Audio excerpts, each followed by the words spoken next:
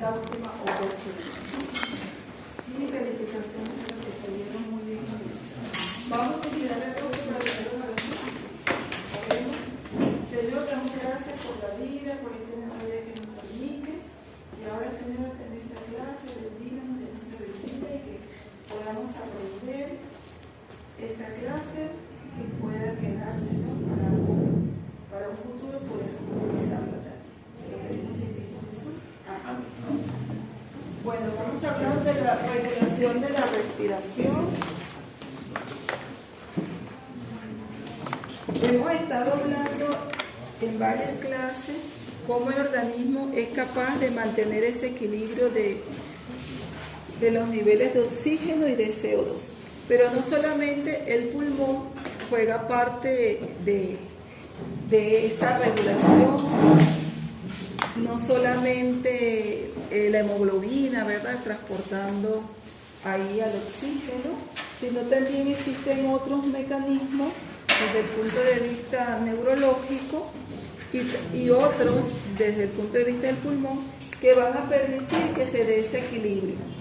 Y eso ocurre de forma constante en nuestro organismo. Bueno, vamos a comenzar. Entonces, esto no está funcionando. ¿Se conectó? La lista de asistencia. A ver, ¿qué tiene que no funciona? Delegado. No. No prende la lucecita.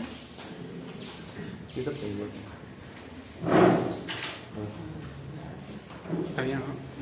Gracias. Como dice aquí, normalmente el sistema nervioso ajusta la velocidad de ventilación alveolar casi exactamente a las demandas del cuerpo, de modo que la presión parcial de oxígeno y la presión de dióxido de carbono en la sangre arterial apenas alteran, incluso cuando nosotros podemos estar en una actividad de ejercicio intenso y la mayoría de las demás tipos de agresiones respiratorias. En procesos respiratorios el organismo siempre trata de compensar.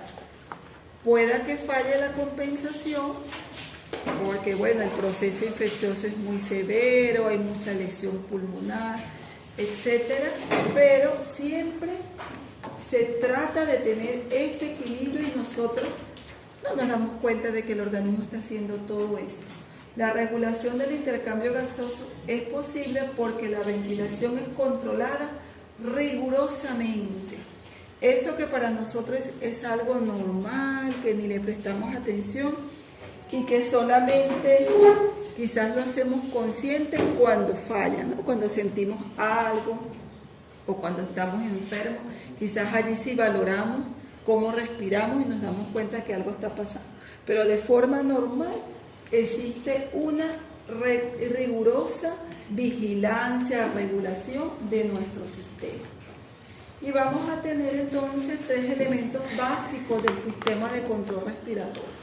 Esos sensores que van a ser esos quimioreceptores, receptores que van a estar también a nivel pulmonar y otros receptores van a mandar esas señales a ese control central que va a estar a nivel de la protuberancia, del bulbo y otras partes del encéfalo, produciendo una respuesta eferente, ¿verdad?, a esos músculos respiratorios para compensar, aumentando de repente la frecuencia respiratoria, utilizando músculos accesorios, con la finalidad de poder llegar entonces nuevamente a ese equilibrio. A nivel del control central, vamos a tener el centro respiratorio que está formado por varios grupos de neuronas, las cuales van a estar localizadas bilateralmente en el bulbo raquídeo y en la protuberancia del tronco encefálico. El proceso automático normal de la ventilación se inicia en impulsos que van a venir provenientes del tronco encefálico. Va a estar dividido en 3 principales grupos neuronales: un grupo respiratorio dorsal, un grupo respiratorio ventral y el centro neurotáctico. y vamos a tratar de dar algunas características de estos grupos neuronales. Aquí tenemos para recordar nuestra primera imagen de la organización del centro respiratorio, que vamos a tener nuestro centro neumotáxico, el centro anéustico, el grupo respiratorio dorsal, que va a estar en relación con ese proceso de inspiración, el grupo respiratorio ventral, que va a estar tanto en la expiración como en la inspiración.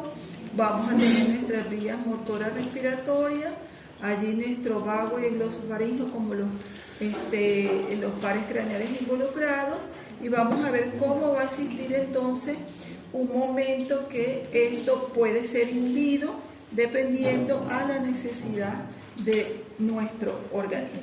Y aquí, bueno, tenemos la misma imagen, pero bueno, con unos colorcitos diferentes para recordar básicamente que estamos iniciando nuestra discusión hablando de nuestro grupo respiratorio dorsal y de nuestro grupo respiratorio ventral. Ya vamos para allá, poco a poco. De cada uno de ellos vamos a tocar lo más resaltante. El centro respiratorio vulvar está en la formación reticular del bulbo raquídeo, por debajo del piso del cuarto ventrículo, y va a tener dos áreas, como las señalamos hace rato.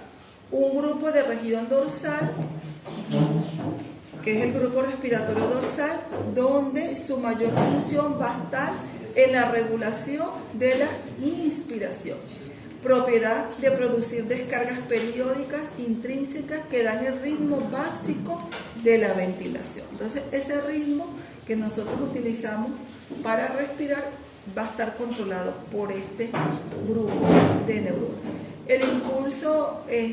Los impulsos nerviosos al diafragma y a otros músculos para poder lograr entonces los movimientos inspiratorios. Y va a estar modulado por una rampa que puede interrumpirse prematuramente por impulsos que van a venir del centro neurotáxico, como ya vamos a ver más adelante. Estímulos también de los nervios vagos y del glosofaringeo. Entonces, esa respuesta va a estar modulada por estos dos mecanismos.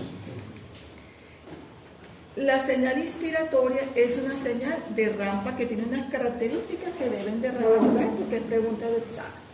La señal nerviosa que se transmite a los músculos respiratorios, principalmente el diafragma, en la respiración normal, comienza débilmente esa señal nerviosa y aumenta de manera continua a modo de una rampa que va como ascendiendo durante aproximadamente 2 segundos, y después esto se va a interrumpir de manera súbita durante aproximadamente 3 segundos después, lo que inactiva la excitación entonces del diafragma y que va a permitir el retroceso elástico del pulmón y de la pared torácica producida en la expiración. Entonces vamos a tener al inicio esta estimulación de los músculos con una primera señal que va a ser débil y que va a ir aumentando de forma progresiva los primeros 2 segundos, y luego de manera súbita es interrumpida 3 segundos después.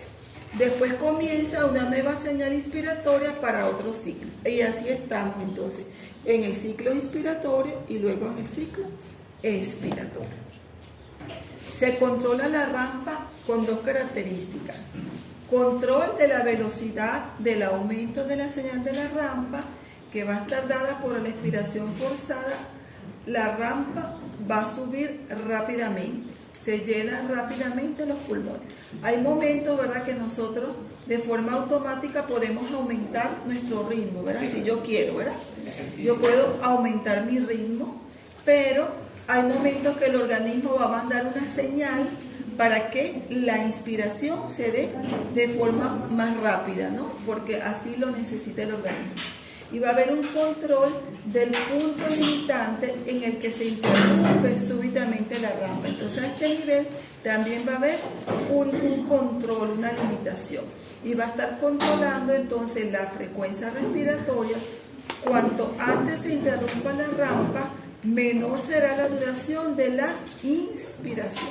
Si yo acorto la rampa, entonces la el ritmo respiratorio cambia, ¿verdad? Y va a favorecer entonces que sea menor la duración de ese tiempo que decíamos, que primero es de 2 y después de 3 se va a cortar. Acorta entonces la duración de la expiración y aumenta la frecuencia de la respiración. El grupo de la región ventral, grupo respiratorio ventral también llamado, está localizado a ambos lados del bulbo raquídeo y contribuye tanto en la inspiración como en la expiración. Preferiblemente con la expiración tiene un mayor control a ese nivel. Está casi inactiva en la ventilación normal porque la expiración se da por relajación pasiva, ¿ok? Pero si toca regular eso, tenemos aquí nuestro centro respiratorio ventral, nuestro grupo ventral. En ventilación forzada, la expiración es activa, ¿verdad? Cuando yo lo quiero controlar o cuando yo quiero de repente soplar fuertemente. No participa en la oscilación rítmica básica, no va a participar este grupo de la región ventral. Y bueno, aquí tenemos entonces nuestros dos centros, ¿verdad? Nuestras dos áreas, el área inspiratoria y el área expiratoria, fíjense que están cerquita una de la otra. El centro agnéusico está en la protuberancia inferior, vamos a ver dónde está aquí, área agnésica, ¿verdad? Acá. Los impulsos dan una influencia excitatoria sobre el área inspiratoria del bulbo raquídeo que tiende a dilatar los potenciales de acción en la rampa. Esa va a ser su actividad. Y el centro neumotáxico, que lo vemos acá en la figura, fíjense que hay una señal, una flechita que dice que inhibe, ¿no? Está en la protuberancia superior. La rampa puede interrumpirse, esa rampa inspiratoria que acabamos de mencionar, puede interrumpirse prematuramente por los impulsos del centro neumotáxico, como dice aquí, lo inhibe. Controla el punto de desconexión de la rampa inspiratoria, limita entonces la inspiración. Tiene una función de reconectar o inhibir la inspiración a través de regular el volumen inspiratorio y regula la frecuencia respiratoria. Si hay una señal neumotáxica intensa, puede aumentar entonces la frecuencia respiratoria hasta 30 o 40 respiraciones por minuto. Fíjense que cuando hay una señal intensa, va a aumentar bastante la frecuencia respiratoria. Y si hay una señal neumotáxica débil, puede reducir la frecuencia tan solo, como dice aquí, 3 a 5 respiraciones por minuto. Principal, entonces, eso es el principal ahí que va a favorecer entonces que aumente o disminuya entonces. La corteza, la ventilación está en gran medida bajo el control voluntario, ¿verdad? Como decíamos, nosotros podemos decidir de forma consciente tomar el control de nuestra respiración. La corteza puede pasar por alto la función del encefálico dentro de ciertos límites, ¿verdad? Porque como decíamos en algunas clases, ¿qué sería de nuestra vida si yo tengo que estar pendiente que tengo que respirar? Y en cada minuto lo tengo que hacer por lo menos 14, 16 veces. Entonces sería demasiado agotado, no tendríamos vida, ¿verdad? Pero gracias a Dios que no es así. No es difícil reducir el CO2 arterial por la hiperventilación. Si yo comienzo a respirar rápido, yo misma decido hacerlo, puedo hacerlo, ¿verdad? Pero la hipoventilación voluntaria es más dificultosa. Que usted decida, yo no voy a respirar. ¿Cuánto tiempo podemos de repente nosotros controlar eso? Poco tiempo, ¿verdad? Pocos minutos. De repente usted puede hacerlo, pero tu organismo te va hasta desmayar para que tú respires. ¿Sí o no? Sí. Va a hacer algo porque no quiere que tú fallezcas, ¿no? Entonces, la hiperventilación, de repente nosotros podemos hacer uso de nuestra voluntad ahí hasta cierto nivel, pero la hiperventilación va a ser un poco más difícil. La detención voluntaria de la respiración está limitada porque por el efecto que va a tener la presión de CO2 y la presión arterial de oxígeno. Algo el organismo va a hacer y no te va a dejar continuar con eso extraño que tú quieres hacer el organismo. Vamos a tener entonces que los centros respiratorios son responsables de generar el patrón rítmico de la inspiración y de la expiración.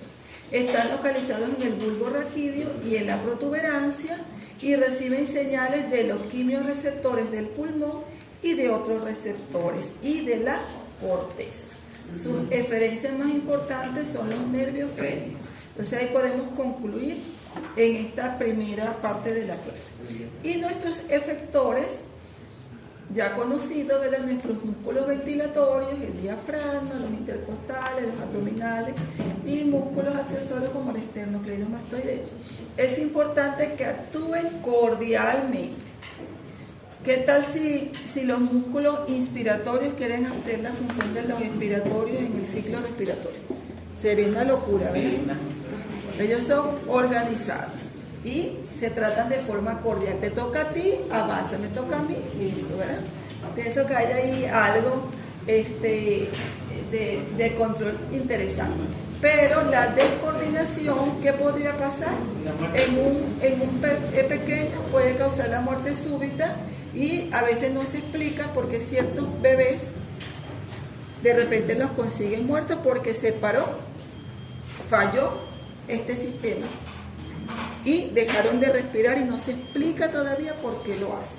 Hay teorías, pero todavía eso no está muy claro. Pero se produce ahí una descoordinación de este proceso respiratorio. Y bueno, lo normal es que nosotros podamos tener aquí una respuesta, ¿verdad? De ese sistema central hacia quiénes, hacia nuestros músculos, de nuestro diafragma, nuestros músculos intercostales, internos, externos, nuestros músculos accesorios, con la finalidad de poder tener ese equilibrio, ese ritmo sincronizado allí durante la inspiración y la expiración. Los sensores. Existe un control químico de la respiración. El objetivo último de la respiración es mantener, decíamos, concentraciones adecuadas de ¿qué? De oxígeno. Y también de hidrógeno, que lo vimos, ¿verdad? Cuando se ha estudiado el pH. Tiene que haber un equilibrio entre los tres, porque cuando estos tres no están en equilibrio, entonces caemos en alcalosis, en acidosis, ¿verdad? Respiratorias, que pueden ser incluso fatales. La actividad respiratoria responde muy bien a las modificaciones de cada una de estas sustancias. Va a responder tanto al oxígeno, al CO2, como a los hidrogeniones. El exceso de CO2 o de hidrogeniones en la sangre actúa principalmente de manera directa sobre el propio centro respiratorio, o sea, manda la señal directa allá arriba, haciendo que se produzca un gran aumento de la intensidad de las señales motoras, tanto inspiratorias como expiratorias, hacia los músculos respiratorios. Pero el oxígeno no tiene ese efecto directo significativo sobre el centro respiratorio del encéfalo en el control de la respiración. Por el contrario, actúa casi totalmente ¿sobre quién? Sobre los quimiorreceptores periféricos, que están localizados en los cuerpos carotídeos y aórticos, como lo vamos a ver en un momento.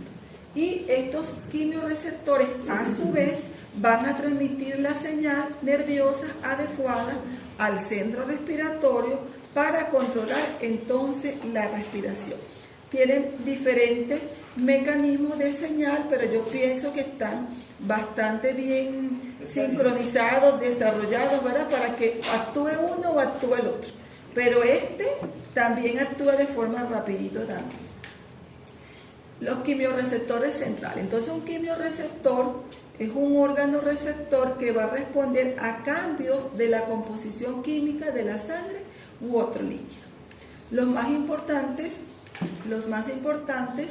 van a estar en la proximidad de la superficie ventral del bulbo, cerca de la salida de los pares craneales, el noveno y el décimo.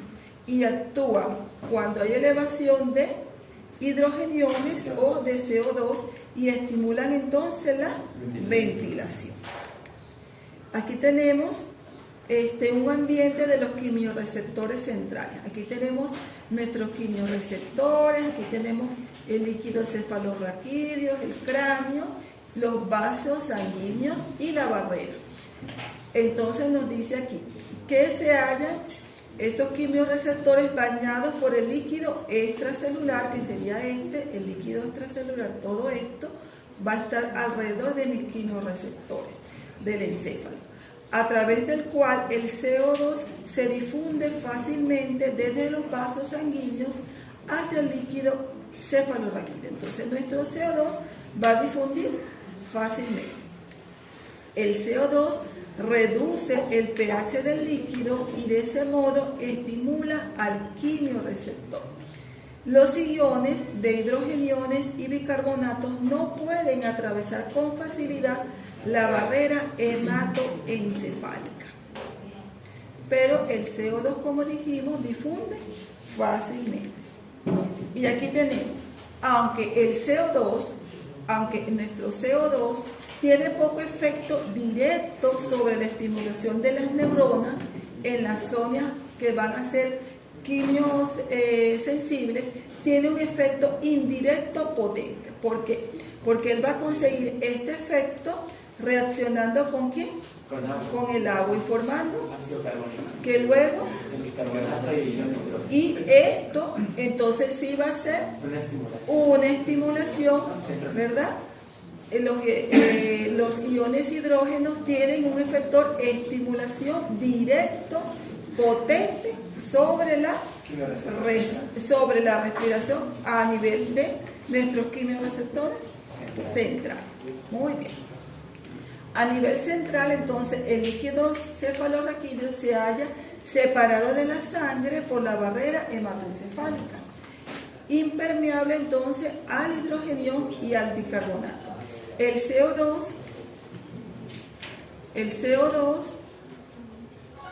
se difunde a través de ella con facilidad, como lo vimos en el esquema anterior.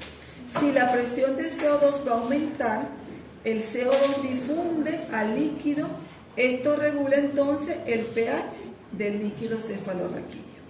Generar hiperventilación hace que la presión de CO2 sanguínea descienda y también en el líquido cefalorraquídeo. El pH normal del líquido cefalorraquídeo es de 7.32. Y aquí tenemos entonces una gráfica donde tenemos varios valores de pH y de presiones de CO2 con una presión de 40, que sería nuestra presión normal. El aumento muy marcado de la ventilación, que produce un aumento de la presión de CO2, ¿verdad?, en el intervalo normal entre 35, que sería aquí, a 75, ¿verdad?, milímetros de mercurio, lo que demuestra el gran efecto que tienen las modificaciones de dióxido de carbono en el control de la respiración. Entonces, cuando hay modificaciones de nuestro CO2, hay una respuesta rápida del organismo a la ventilación. Por el contrario, la magnitud del efecto de la modificación de la respiración en el intervalo normal del pH sanguíneo entre 7.30 y 7.50 es menor de parte 1 de las 10 partes. Entonces, ¿dónde va a haber mayor respuesta de la ventilación? La PCO2, la presión de CO2, ¿verdad? Entonces podemos decir que los quimiorreceptores centrales se van a localizar cerca de la superficie ventral del bulbo. Son sensibles ¿a quiénes? A cambios de presión de CO2, pero no así a la presión de oxígeno sanguíneo. responden al cambio de pH en el líquido cefalorraquídeo, como lo dijimos, y el líquido cefalorraquídeo, cuando el CO2 difunde fuera de los capilares cerebrales, entonces va a tener una respuesta allí, rápidamente a nivel central. Y nuestros quimiorreceptores periféricos es otro mecanismo para controlar la respiración. Entonces tenemos varias formas que se pueda dar ese control.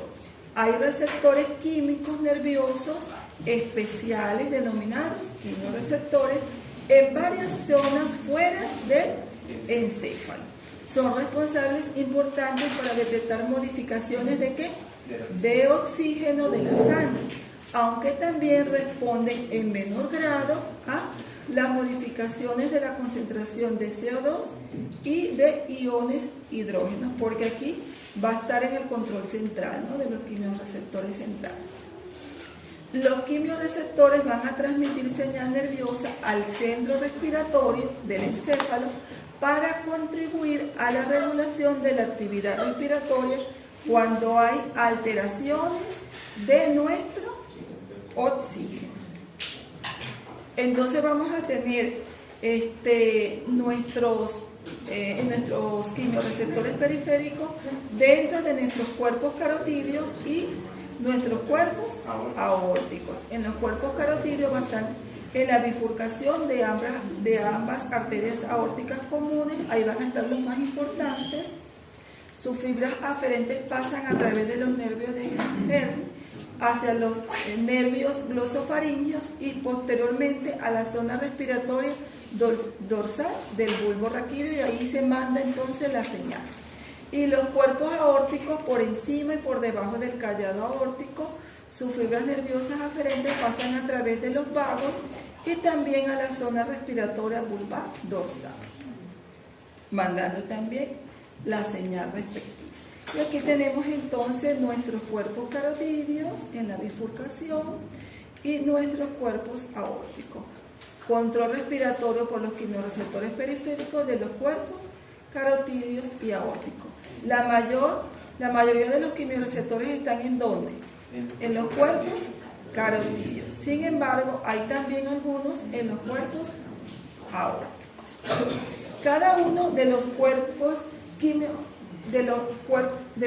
quimiorreceptores recibe su propia vascularización especial a través de una arteria diminuta que se origina directamente en el tronco arterial adyacente. El flujo sanguíneo entonces a ese nivel, a través de estos cuerpos, es muy elevado, de 20 veces el peso de los propios cuerpos cada minuto. El porcentaje de oxígeno que extrae la sangre, que fluye, es prácticamente cero, lo que significa que los quimiorreceptores están expuestos en todo momento a sangre arterial, no a sangre venosa, y sus valores de presión de oxígeno son los valores de la presión de oxígeno arterial, ¿okay? Como un dato allí para poder recordar. Y aquí tenemos entonces nuestro esquema de la regulación de la ventilación por el sistema nervioso central.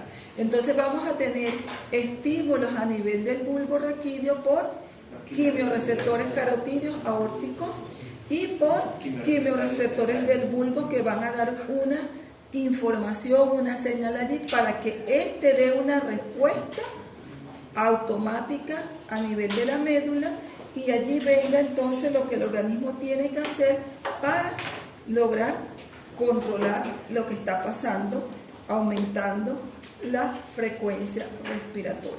Pero también dijimos, ¿verdad?, que la corteza, nosotros también podemos hacer uso de nuestra voluntad para también poder en algún momento aumentar o disminuir nuestra ventilación. Los cuerpos carotídeos contienen dos células glómicas de dos tipos, las células glómicas de tipo 1 y de tipo 2, y también va a tener una frondosa red capilar. Aquí tenemos nuestras células glómicas y nuestros capilares. Todavía se desconoce muy bien el mecanismo exacto por la cual la presión de oxígeno baja, cuando esta baja, excita a las terminaciones nerviosas de esos cuerpos carotídeos y aórticos. No está muy bien claro, pero aquí tenemos un mecanismo que lo vamos a describir a continuación.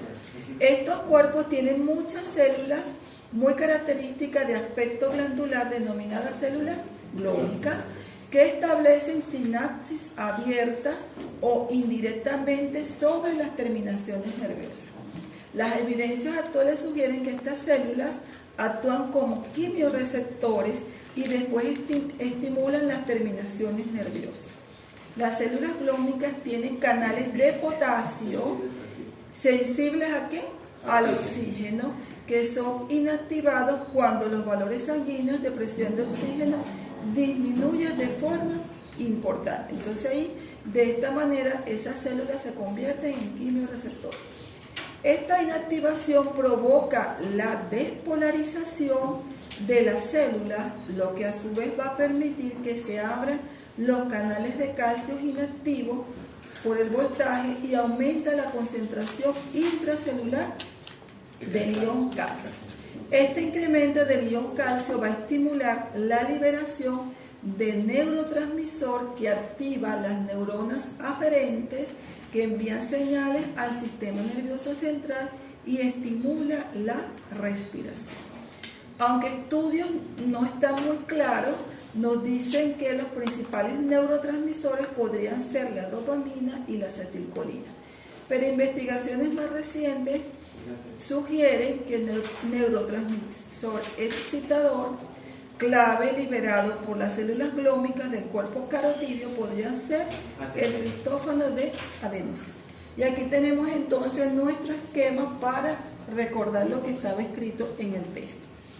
Entonces aquí tenemos nuestra arteria cuando disminuye entonces la presión de oxígeno. Eso va a generar una señal ¿a dónde? A la célula glómica, ¿verdad? Como dice aquí.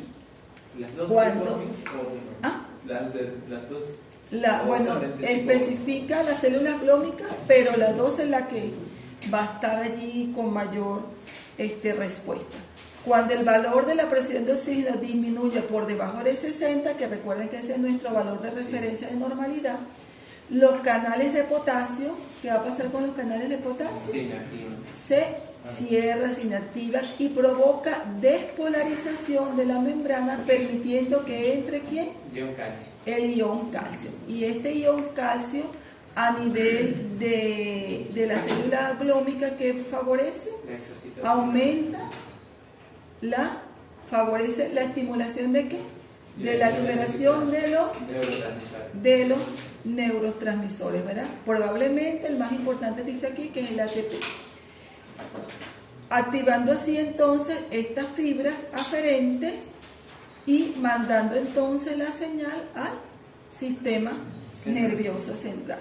Los mecanismos en virtud de los cuales los valores de presión de oxígeno influyen en la actividad de los canales de potasio todavía no están muy claros, pero este es el mecanismo que actualmente nosotros podemos establecer que pudiera explicar la señal entonces dada por las células glómicas a las fibras aferentes y luego que viaje la señal al sistema nervioso central. Y aquí tenemos entonces, bueno, nuestras células glómicas, nuestros capilares, pero el esquema nos está presentando también el impulso ascendente, ¿verdad? Aquí, porcentaje de respuesta máxima. ¿Dónde hay una respuesta máxima? Cuando la presión de oxígeno está ahí. Acuérdense que ya por debajo de 50 estamos ya en insuficiencia respiratoria, ¿verdad? Dijimos, ahora cuando la presión de CO2 aumenta, pero aquí la señal de respuesta máxima, o sea, todavía en 60 el organismo está allí, ¿no? Compensando, pero cuando llega ya a 50 dijimos que estamos ya en insuficiencia respiratoria aguda cuando hablamos de oxígeno. Entonces, ¿qué va a pasar aquí? ¿Cómo se va a dar la respuesta? Mira, aquí la respuesta poco lenta, pero cuando llega este valor se incrementa, ¿no? Entonces los impulsos ascienden hasta el sistema nervioso central a través del nervio del seno carotidio, y aquí la respuesta no lineal a la presión arterial se observa que después que hay una respuesta máxima que se produce por debajo de 50 milímetros de mercurio de presión de oxígeno. Cuando ese oxígeno baja así, la señal es rápida porque tenemos que compensarnos rápidamente, o si no, fallecemos. Entonces, la respuesta tiene que ser rápida. Entonces, los quimiorreceptores periféricos responden a cambios a nivel arterial de disminución de presión. Básicamente, este es el que va a tener su mayor estímulo, pero también pueden responder a la disminución de pH y al aumento de la presión de CO2. La descarga es relativamente escasa hasta que la presión de oxígeno menor de 100 milímetros de mercurio luego aumenta rápidamente cuando llegamos a 50, ¿verdad? Los quimiorreceptores periféricos son responsables de cualquier aumento de la ventilación en respuesta a la hipoxemia arterial.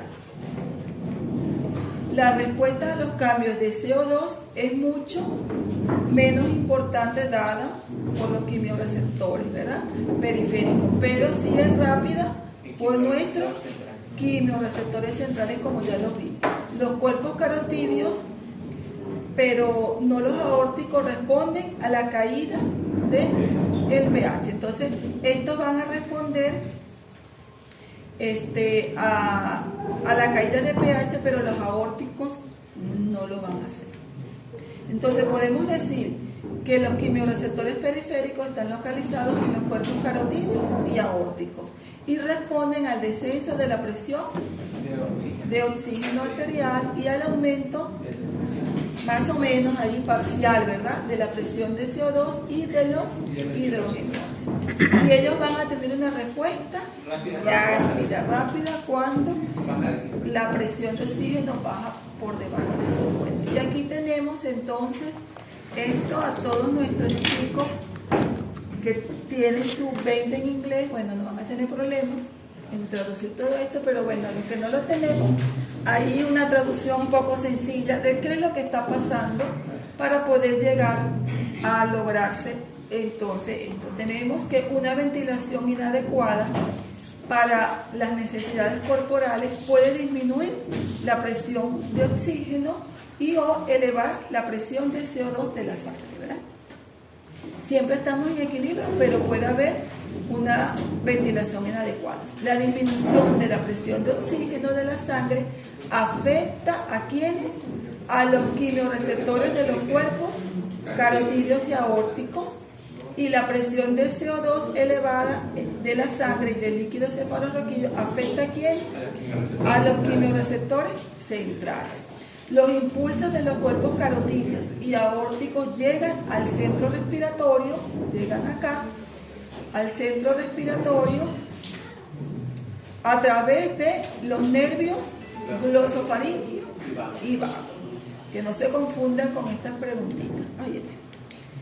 Los impulsos de los centros respiratorios van a ascender entonces en la médula espinal para llegar al diafragma a través de los nervios frénicos y los músculos intercostales, ¿verdad? Para acá van a dar la respuesta y aumentando entonces nuestra frecuencia respiratoria y la amplitud de la respiración. Todo esto para tratar de volver a regular nuestra presión de oxígeno y de CO2. La respiración acelerada mejora entonces la ventilación y por lo tanto tiende a normalizar nuestro pH, nuestra presión de CO2 y nuestra presión de oxígeno. Todo aquí estaría integrado el mecanismo, ¿verdad?, de compensación. Pero existen otras cosas, otros mecanismos que también van a favorecer que esto se dé. Y vamos a tener entonces receptores pulmonares, receptores de estiramiento pulmonar. Dijimos que el pulmón, si se llena de aire, va a llegar un momento que no va a seguir expandiéndose porque si no, explota, ¿verdad? Puede explotar. Entonces tiene que haber algo que controle también eso. Entonces tenemos receptores de estiramiento pulmonar. están en la musculatura lisa de las vías aferentes, los bronquios y bronquiolos. Generan impulso a distender el pulmón. Sus impulsos ascienden por fibras mielínicas del nervio vago al grupo respiratorio dorsal si el pulmón es distendido, si se distiende, actúan similar al centro neumotáxico, entonces lo bloquean, ¿verdad? Lo controlan, lo inhiben, y ahí tenemos el reflejo de insuflación, que lo vamos a ver más adelante. Estos reflejos serían más activos con volúmenes altos, sobre todo en el ejercicio, ¿verdad? La deflación del pulmón propone al iniciar la inspiración, y ahí tenemos entonces el reflejo que va a impedir. Y aquí tenemos entonces lo que pasa con ese reflejo de insuflación. Señales nerviosas sensitivas procedentes de los pulmones van a contribuir a controlar la respiración. Los receptores más importantes localizados en las porciones musculares de los bronquios y de los bronquiolos son los de distensión, que van a transmitir una señal a través de los vagos hacia los cuerpos respiratorios dorsales de las neuronas, cuando los pulmones están sobredistendidos. ¿Y esto qué va a hacer? Va a activar una respuesta de retroalimentación adecuada, que va a hacer desconectar la rampa inspiratoria e interrumpe la inspiración adicional.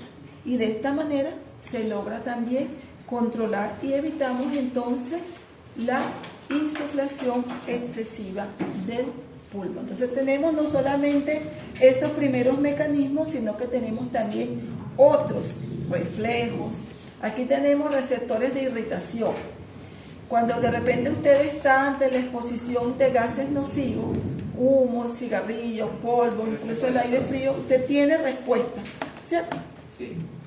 Tenemos respuestas, van a ascender entonces por fibras mielínicas vagales, y tenemos efectos de reflejo que va a provocar broncoconstricción y hipernea, que es el aumento de la profundidad de la respiración. Y vamos a tener una adaptación inmediata, una respuesta rapidita allí de estas células epiteliales de las vías aéreas. Entonces, esto es importante, que nosotros podamos también tener esta respuesta ante esos irritantes, porque de repente también hacemos de forma consciente y vemos también el peligro, ¿verdad? Cuando lo sentimos.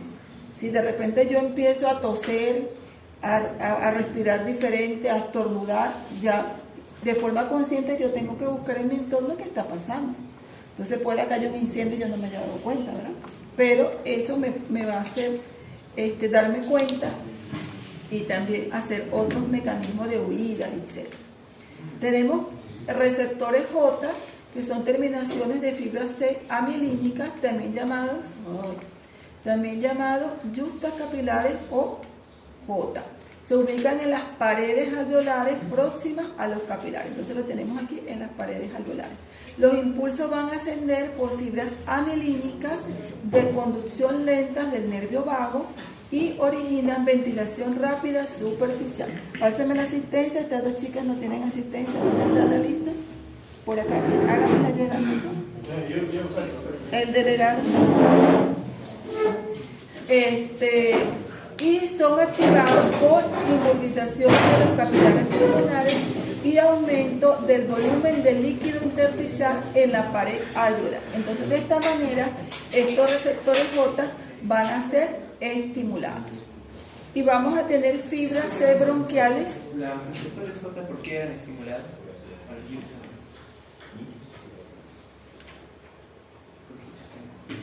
Son activados por ingurgitación de los capilares pulmonares. Los capilares van a estimular. Y el aumento del volumen del líquido intersticial. Si hay una alteración en lo que es la producción del líquido, estos van a generar también una señal que va a mandar, porque algo está pasando ahí. ¿Qué ocurre con el edema pulmonar? ¿Qué hace? Ya, eso ya lo vieron, clase bien, repasen, sigamos. Entonces nuestras fibras C bronquiales van a estar irrigadas más por la circulación bronquial y responden rápidamente a sustancias químicas en la circulación bronquial. Ok. Va a tener una respuesta refleja, da ventilación rápida y superficial, provoca broncoconstricción y secreción de moco. A veces estas respuestas van a estar favoreciendo también síntomas en la persona, ¿verdad? Porque no es bueno que el pulmón, digámoslo así, provoque, se contraiga, ¿verdad? Aquí como dice aquí, se produzca broncoconstricción de los músculos, ¿verdad? Y que aumente la producción de moco. Por esto es lo que el organismo va a tratar de hacer cuando estamos ante sustancias químicas que estén allí irritando. Es una respuesta del organismo para tratar de barrer, de limpiar, ¿no? Y bueno, no nos dio chance, pero bueno, no aparece acá, pero sí tengo otro mecanismo también de clearance, de limpieza pulmonar, que también va a favorecer que todas esas secreciones bronquiales adicionales sean eliminadas también. Entonces aquí tenemos todos nuestros otros mecanismos que van a permitir dar una alarma a nuestro sistema nervioso central para que produzca una respuesta cuando hay alteración, irritación, etc. Y además de esto existen otros receptores. Miren todo lo que tienen los pulmones, y esto sin tocar la parte inmunológica, que me imagino que lo verán en otra área. Pero la parte inmunológica también es hermosa, hermosa, de cómo el organismo va a tener células especiales para destruir las bacterias, los virus, los polvos, todo lo que entre, ¿no? Entonces, receptores, vamos a tener receptores nasales y de las vías aéreas superiores, vamos a tener receptores articulares y musculares, sistema gamma, elongación de las fibras musculares, receptores arteriales. El dolor y la temperatura también va a tener su efecto. Entonces, otros mecanismos adicionales. Y ahora vamos a hablar de la respuesta integrada, ¿no? Entonces, tiene que existir un equilibrio, ¿verdad? En esto. Presión, el oxígeno, el CO2, el pH, y cuando nosotros hacemos ejercicio, todo está en equilibrio. Pero, ¿qué va a pasar cuando hay alteración de nuestro dióxido de carbono? Es el factor más importante para el control de la ventilación. Es la presión arterial de CO2. Cuando aumenta hay una respuesta rápida. Va a variar un poco durante el ejercicio y pudiera aumentar durante el sueño nuestra presión arterial un poco y desaturarnos también un poco, ¿no? Y aquí tenemos lo que pasa cuando hay reducción de la presión de oxígeno, mayor ventilación para una presión de CO2 dada, y la pendiente va a ser de recta, es más empinada, ¿verdad? Con los cambios aquí, como dice, de la presión de CO2. O sea, aumenta el CO2 y va a haber una respuesta rápida de nuestro organismo. La respuesta de CO2 disminuye en el sueño, la senitud, ¿verdad? El envejecimiento, factores genéticos, ciertos factores ahí raciales y personales. Baja sensibilidad al CO2 en buzos y atletas, ¿verdad? Que tienen allí un entrenamiento. La respuesta ventilatoria al dióxido de carbono, entonces la presión de CO2 arterial es el estímulo más importante para la ventilación en la mayoría de las circunstancias y normalmente está controlada estrechamente. Entonces, estos cambios rápidamente el organismo los va a controlar. La mayor parte de los estímulos provienen de los quimiorreceptores centrales, aunque también hay respuesta, ¿verdad? Y contribuyen un poco allí los periféricos, como nos dice aquí, pero estos van a tener una respuesta rapidísima. ¿Y qué pasa con el oxígeno?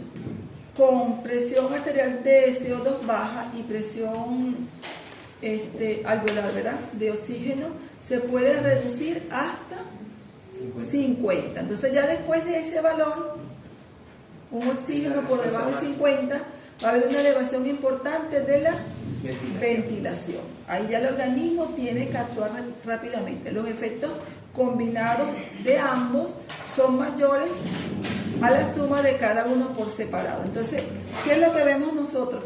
Que por lo general siempre, ¿qué es lo que está pasando? El CO2 va a estar alto y el oxígeno bajo. Y estos dos mecanismos, estos dos cambios van a dar una respuesta mayor. El organismo va a responder de forma más rápida cuando están en conjunto estos dos de forma inversa, ¿no? Las neumopatías graves, el estímulo hipóxico de la ventilación adquiere mucha importancia. Retención crónica de CO2 y su pH del líquido extracelular encefálico es casi normal, no va a haber muchos cambios, perdiendo la mayor parte de estímulo ventilatorio por el CO2. El principal estímulo de la ventilación es la hipoxemia arterial. Y esto también es importante que lo recordemos, ¿no? Por eso decíamos en la clase que tener el oxímetro de pulso es importante, porque de una vez yo puedo ver esto, puedo sospechar esto y yo puedo dar una respuesta rápida. En este caso, la concentración elevada de CO2. ¿Qué dice hipoxemia? Hipoxemia arterial, bajo oxígeno. O sea, también va relacionado con alta presencia de CO2, ¿no? Claro, es que esto va a estar así. Acuérdense que el oxígeno va a estar bajo, el CO2 alto y el pH bajo. Entonces, esos tres, cuando están así, hablamos de insuficiencia respiratoria, que puede ser aguda o crónica, pero que el organismo tiene que responder allí, haciendo mecanismos compensatorios de hiperventilación, etc. La hipoxemia estimula entonces la ventilación por efecto de los quimiorreceptores de los cuerpos carotídeos y aórticos también, pero mayor importancia en los carotídeos, y no actúa a nivel de los quimiorreceptores centrales. Esto ya lo habíamos dicho antes. Entonces podemos decir que la respuesta ventilatoria a la hipoxia solo involucra a los quimiorreceptores periféricos. Hay un control insignificante en condiciones de normosia, ¿verdad? Si todo está normal, todo está bien. El control se torna importante a grandes alturas, cuando vamos a la altura, ¿verdad? Que ya hablamos de eso, y en la hipoxemia de larga evolución causada por enfermedades pulmonares crónicas, ya esto ya va a generar otro tipo de respuesta fisiopatológica. Y la respuesta del pH, la reducción del pH arterial estimula también la ventilación. Entonces estaríamos hablando de una acidosis. Es difícil separar disminución de pH y elevación de CO2. Principal sitio de acción del pH arterial reducido, los quimiorreceptores periféricos. Si es muy significativo, también pueden actuar los quimiorreceptores centrales. Cuando ese pH, hay personas que llegan con pH incompatibles con la vida, que uno dice, ¿cómo está vivo? Bueno, tiene buenos quimiorreceptores, buenos estímulos neurológicos, ¿verdad? Porque de verdad es impresionante. Aquí tenemos un esquema para que ustedes lo puedan ver, donde a diferentes tipos de pH, qué es lo que está pasando con las presiones alveolares y la ventilación alveolar. Presenta una perspectiva rápida de la forma en que los factores químicos, presión de oxígeno, presión de CO2 y pH en conjunto afectan la ventilación. Si hay cambio de los tres, va a haber mayor respuesta, va a haber una respuesta rápida del organismo para tratar de controlar esto que puede conllevar a la muerte. Y aquí son ejemplos de diferentes presiones y cómo va a ser la respuesta ventilatoria. Obviamente, si la presión de CO2 aumenta, a medida que va aumentando, la respuesta va a ser mayor. Y de la presión de oxígeno, si va disminuyendo, va a ser. Y si el pH sigue bajando, se aumenta. Y si los tres están así en desequilibrio, alto. Ese es el paciente que usted lo ve agonizando, ¿no? Hay veces que uno lo ve y dice, está muriéndose. Uno lo ve, está muriendo ese paciente. ¿Ok?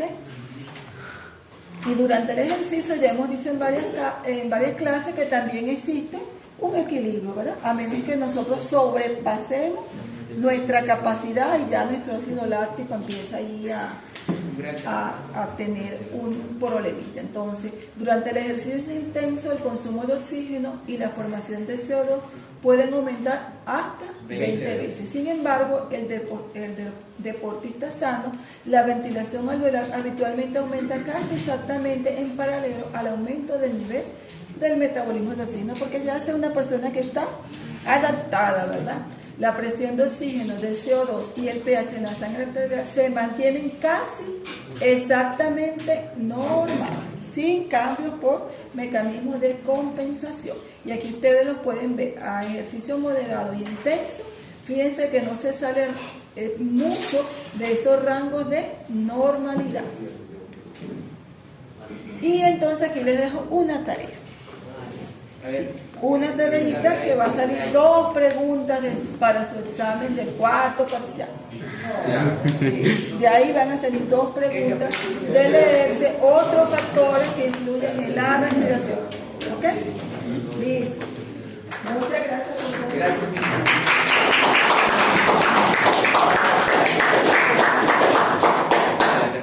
Nos vemos a las 9:20 del primer grupo. Cierra el video, cierra el video. Multifuncionales. Multi.